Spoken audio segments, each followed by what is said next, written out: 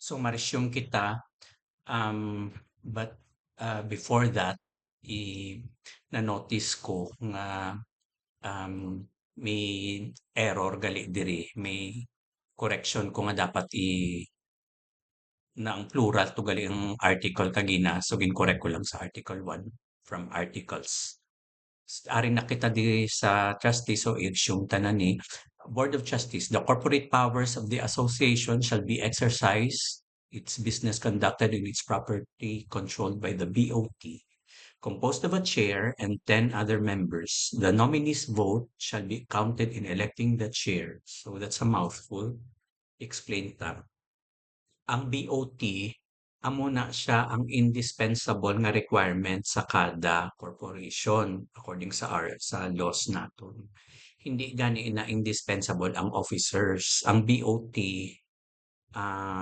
amo na iya ang gina-require. Pero siyempre ara da ang presidente. Ang presidente required sang corporation code nga member man siya sang BOT.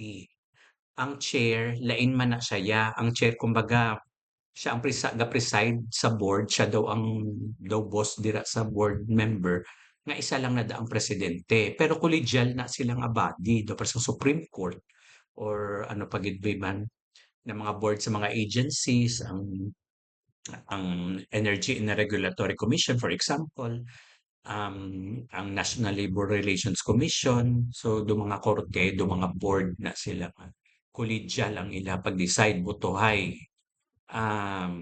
Do pa naman sa Congress, um, ang presidente ya chief siya sang executive nga office, meaning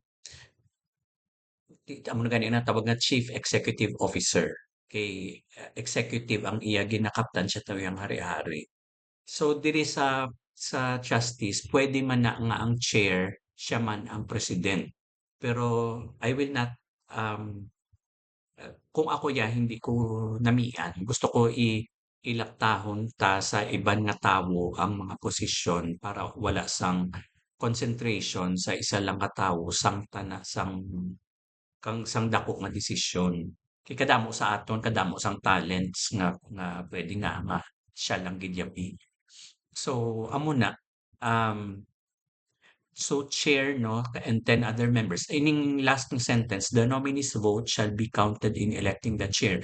Usually, ang chair, tiebreaker lang na siya. Para sa ginambal ta kanina nga, kung anom lang to ang nag-quorum, tapos tatlo-tatlo, mahulat pa na sa dissolve na naman nga meeting nga para ang amo na nga matter ibotohan nila nga pananglitan 7 na to ang nag-attend. So, tapos isa sa nag-attend ang chair. Hindi anay magboto ang chair until nga kung hindi naman kailangan nga may ma-break sang tie. As much as possible ang chair i-allow niya ang mga nag-a-attend nga sila lang anay maboto. In case nga may tie, saka lang siya maboto sang iya nga mahatag sang iya nga boto. So, pero kung sakali sa eleksyon, kung sino ang mangin chair, ang iya nga boto mismo hindi na amo, ay hindi i-count permi, meaning um, ang matter bi nga botohan sang bag-o nga board. Sino ang aton nga chair? So ang ang lima sa kanila sa ila maboto sang sang lain nga kandidato. Tapos ang anom amo ni ang lain naman ang ginboto. Ang dira sa anom pananglitan isa na da ang chair. Counted na gyapon hindi to kay para kay wala na may impasse na karon kung hindi siya magboto kay 5 versus 5 duwa ka kandidato tapos siya ang gina-nominate hindi siya kaboto. Dapat included na nga daan ang iya boto sa isip. So I hope that's clear. But kung may questions ka mo, hambala lang.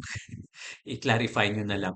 Term of office. The trustees shall hold office for 4 years and until their successors are duly elected and qualified. Ginbaisa na ni namon. Siyempre, wala man sang may nag-agree nga 1 year, every year kita ma-election. Kaya wala na namin maapukan, wala na sang may mabuhat ang board nga mga project. Included na ang president no kay every 4 years na sila islan.